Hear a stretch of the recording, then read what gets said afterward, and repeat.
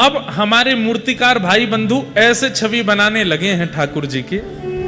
वास्तव में वो छवि पता है कैसी है? मूल छवि ऐसे है, एक हाथ नीचे है, दो घुटने हैं और नवनीत बिल्कुल थोड़ी के नीचे ही है, ऐसे छवि है ठाकुर जी की। ये छवि है श्री नवनीत प्रियालाल जी की। अब लोग उनको लड्डू गोपाल कहते हैं, वो लड्डू नहीं है हाथ में, वो मक्खन है, वो नवनीत है। अरे लाला के दांत ना निकले हैं, घुटमुन चलने वाले बालक के दांत निकल आते हैं, वो लड्डू कैसे खाएगा? वो तो नवनीत ही खाते हैं, वो तो मक्खन ही खाते हैं। वो नवनीत प्रियलाल हैं, मक्खन मक्खन गोपाल कह लो, लड्डू गोपाल तो चलो अब उसको हम गलत नहीं कहेंगे कि वो गलत है। ऐसा मान लो कि जिनके लड्डू जैसे गाल हैं वो लड्डू गोपाल, लड्डू जैसे हाथ है, लड्डू जैसे पाँव है, लड्डू जैसे है वो लड्डू गोपाल। लेकिन हाथ में लड्डू नहीं है, हाथ में तो मक्खन है। इस छवि का सबसे पहले वर्णन किसने किया? सूरदास जी ने। गाइए मेरे साथ। शोभित कर नवनीत लिए, शोभित कर नवनीत, शोभित कर नवनीत लिए, शोभित कर नवनीत लिए। कैसे हैं? घुटरुन चलत रेणुतन मंडित, घुटरुन चलत रेणुतन मंडित, घुटरुन चलत रेणुतन मंडित, घुटरुन चलत रेणुतन। और कैसे हैं? मुख दधि लेप किए, मुख दधि। बंधुओं, इस छवि का चिंतन करो। शोभित कर हाथ में नवनीत लिए, घुटरुन चलत। अब इसमें एक बात है, कभी एकांत में करके देखना। इधर देखो सब लोग, एक हाथ ऊपर उठा लेना, दोनों घुटने नीचे टेक करके, और एक अब चल के देखना, चल पाओगे आप? लेकिन ठाकुर जी चल रहे हैं, तो कैसे चल रहे हैं? 3 व्हीलर बन गए ठाकुर जी।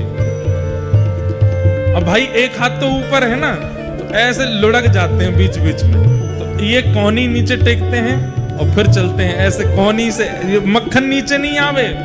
कह रहे हैं सूरदास जी, बोले मुख पे मट्टी लग गई है, पूरे तन पे मट्टी लग गई है। क्या कह रहे हैं? घुटरुन चलत रेणु तन मंडित, पूरा तन रेणु में हो चुका है, लेकिन हाथ के मक्खन पर एक बिंदु आने नीचे। कितना प्रेम करते हैं ठाकुर जी मक्खन से। जे ना गंदो है जाए खाऊं गोया को। अच्छा, खा क्यों नहीं रहे? कोई एक प्रिय स्थान है ठाकुर जी का, वहां जाके ही खाएंगे। सब जगह बैठ के नहीं खाऊंगा, एकांत में बैठ खाऊंगा, कहीं दाऊ दादा के छीन नहीं ले। शोभित कर नवनीत लिए, शोभित कर नवनीत, घुटरुन चलत रेणुतन मंडित, घुटरुन चलत और मुख दधि लेप किए, मुख दधि लेप। मुख पर जगह जगह दही लगी है। कैसी सुंदर ठाकुर जी की छवि है। चारु कपोल, चारु कपोल, कपोल मतलब गाल। चारु कपोल लोल लोचन, चारु कपोल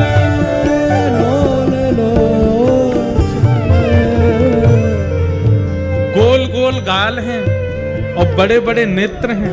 लोल लोचन मतलब लुभाने वाले ऐसे नेत्र हैं ठाकुर जी के कि जब चल के इधर उधर देखते हैं तो आकर्षण बनता है उन नेत्रों की ओर। चारु कपोल लोल लोचन, चारु कपोल और गोरोचन तिलक किए।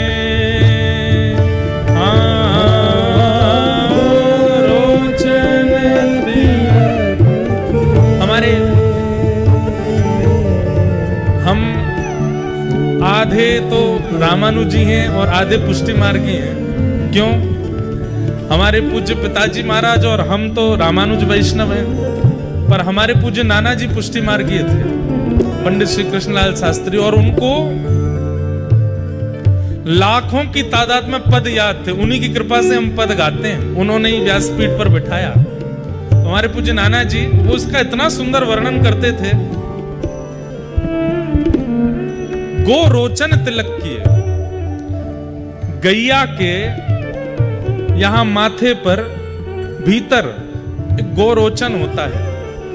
किसी किसी गाय के नासिका से वो रोचन प्रकट होता है। वो मल की तरह नहीं होता, वो गंदा नहीं होता, उसमें इत्र की तरह सुगंधी होती है। वो गोरोचन यहां से प्रकट होता है किसी किसी गाय के, लाखों में से किसी एक गैया के प्रकट होता है गोरोचन।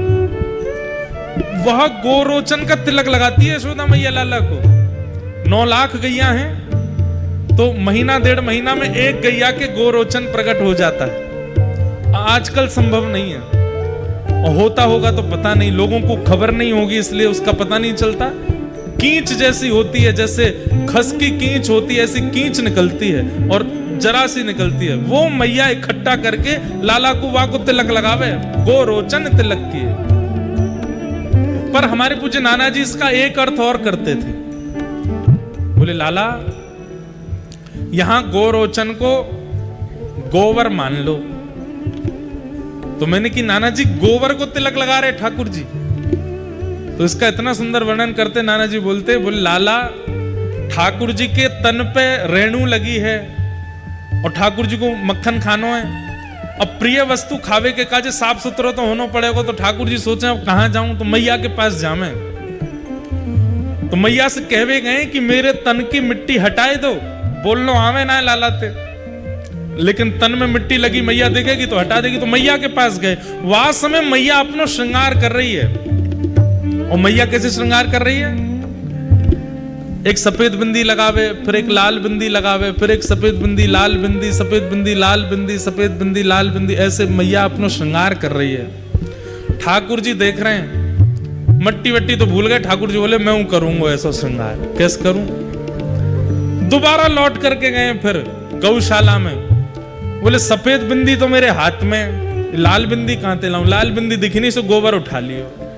सो एक बिंदी तो मक्खन की लगा में और दूसरी बिंदी गोबर की लगा में, फिर एक बिंदी मक्खन की लगा में, फिर दूसरी बिंदी गोबर की लगा में। ऐसे ठाकुर जी अपने मुख पर यहां पर दही लेप रखी है, ऊपर यहां पे मक्खन और गोबर से ठाकुर जी गोरोचन तिलक की। कितना सुंदर वर्णन है सूरदास जी की वाणी में। शोभित कर नवनीत लिए, शोभित कर नवनीत। और आगे सुनो, लट लटकनी मनुमत मधुप गण, लट लटकनी मनुमत मधुप। भैया आप लोगों को डर लग रहा हो का बारिश फारिश को? यहाँ देखो, अरे इसको देखो, प्रेम तो सुनो, कितनी सुंदर लीला चल रही है। विशेष रूप से आगे वाले आप लोग ज्यादा ध्यान से सुना करो, पीछे वाले तो हिलते डुलते ही नहीं है। अब देखो ये ऐसी व्याख्या आचार्यों की कृपा से ही समझ आती है। आप लोग इस पद को पढ़ लो, व्याख्या नहीं कर पाओगे। अब क्या कह रहे हैं? लट लटकन मन मत मधुप गण। बोले ठाकुर जी के जो घुंघराले केश हैं वो यहाँ पर जो चोटी बनी है वहां में से निकर के नेक नेक बाहर आ गए। तो एक लट यहाँ ते आई है, एक लट यहाँ ते आई है, एक लट यूं आई है। तो ठाकुर जी बीच बीच में अपनी लटन को संवार रहे हैं। सूरदास जी कह रहे हैं कैसा लग रहा है? बोले ऐसा लग रहा है कि मानो जैसे किसी नील कमल के ऊपर बहुत सारे भौरे मंडरा रहे हो।